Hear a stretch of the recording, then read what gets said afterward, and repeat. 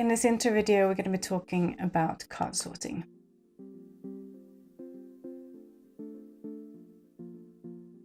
Card sorting is a research technique that's used to kind of gain insight into how to structure data and information. There's kind of two types of card sorting that we talk about. We talk about an open card sort, which is essentially when you ask users to organize the cards into groups and then name each group. So you haven't done any pre-work except from kind of defining the cards. The opposite to that is a closed card sort, and this is where you ask the users to organize groups into predefined kind of groups in there. So you've done both the cards with the individual items they're supposed to organize and then the kind of labels to go with that.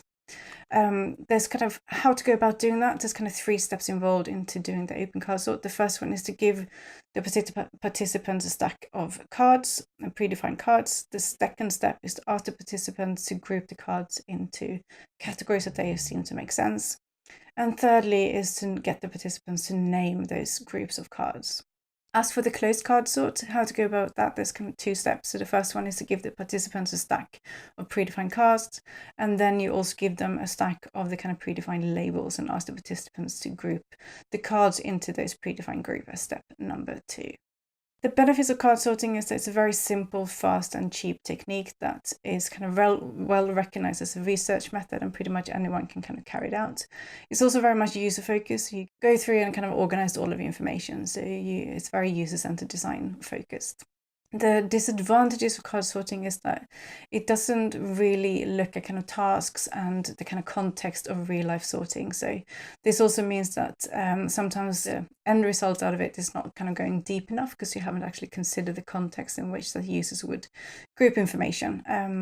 But the result can also vary depending on who you actually get in your group as well. So as with anything when it comes to data and research insight, you need to kind of really put a good lens on it and kind of examine it in a good way to make sure you get the most out of it and see if you need to redo it potentially or if it's the best method included for your task.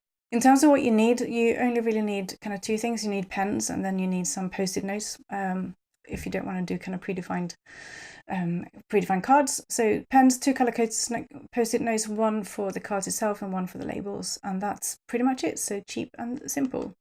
In terms of the exercise I wanted to carry out, a card sort for your product or service, or even if you want to take kind of a familiar website that you tend to use on a regular basis.